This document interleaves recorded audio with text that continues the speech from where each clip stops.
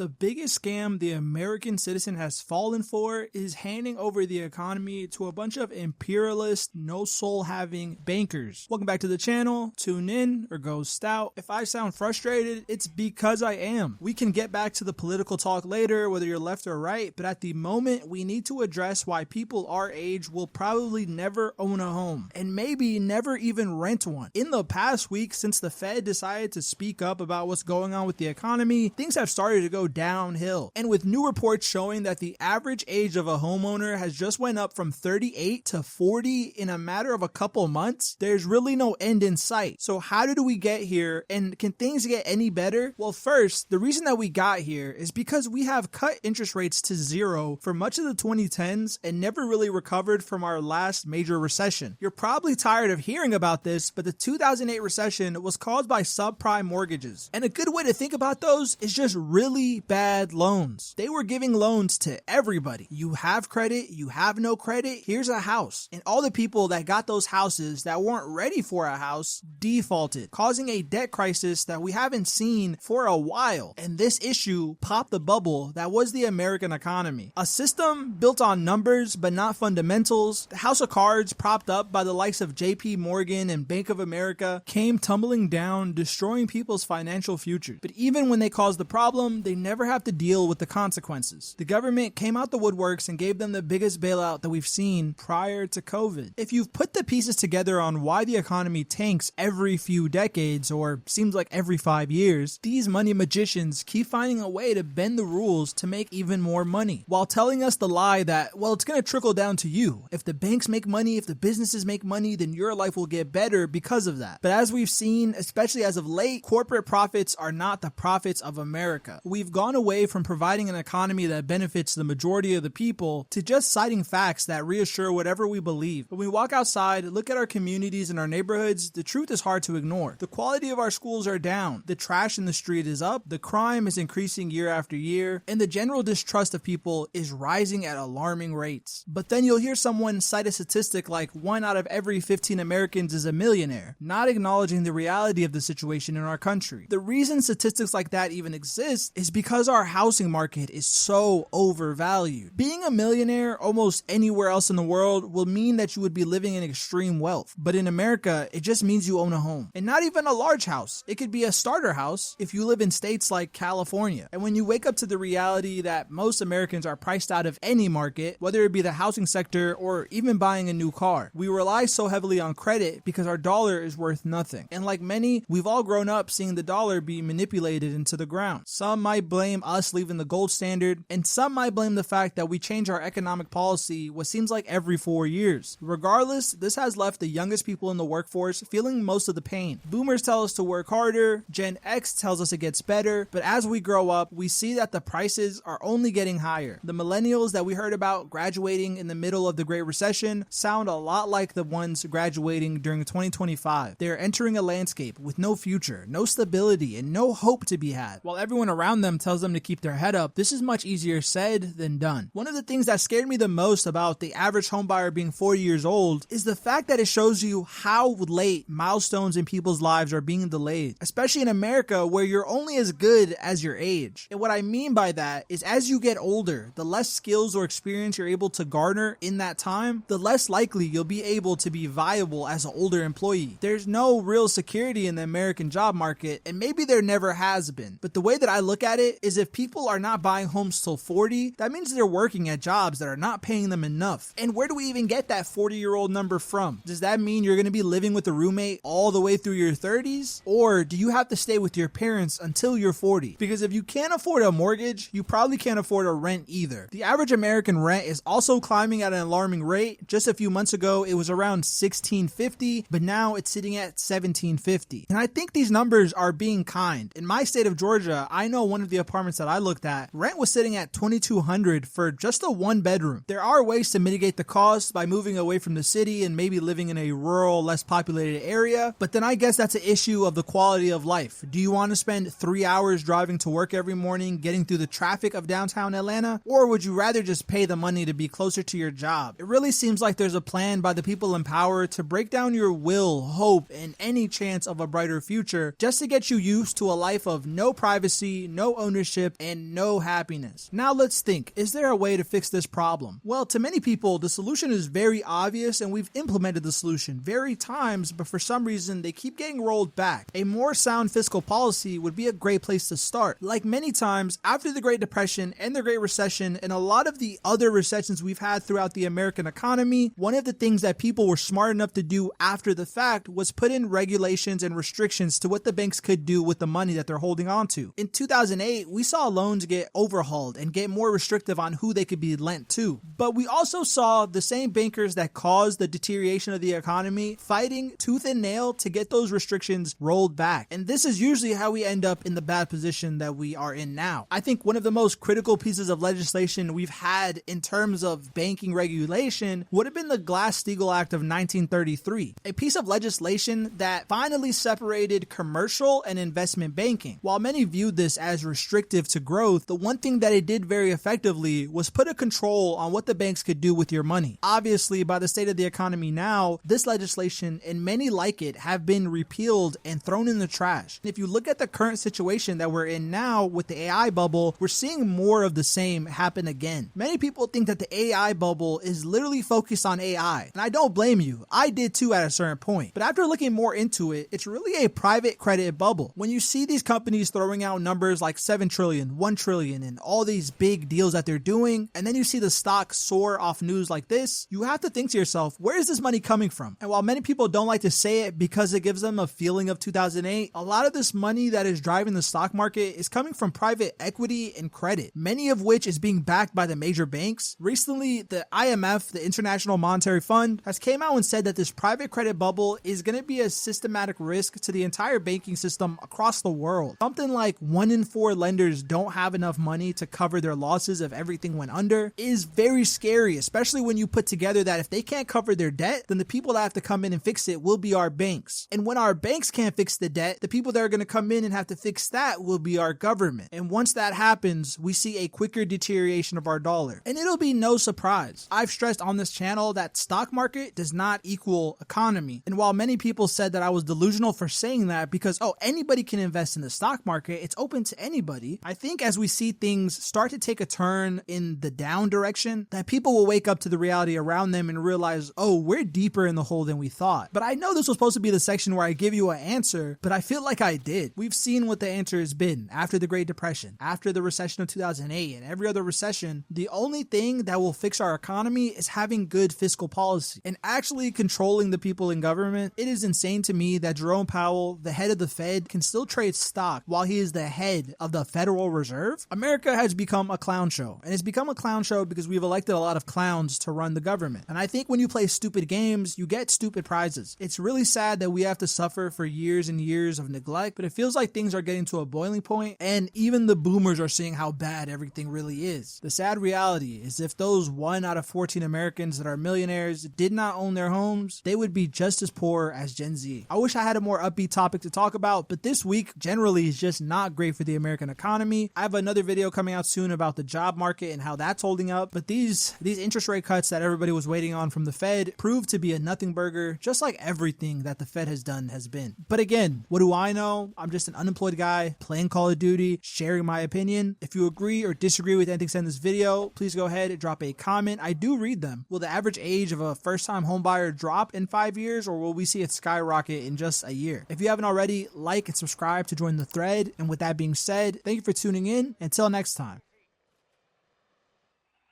Transmission complete. Signal terminating. This is Ghost Thread, signing off.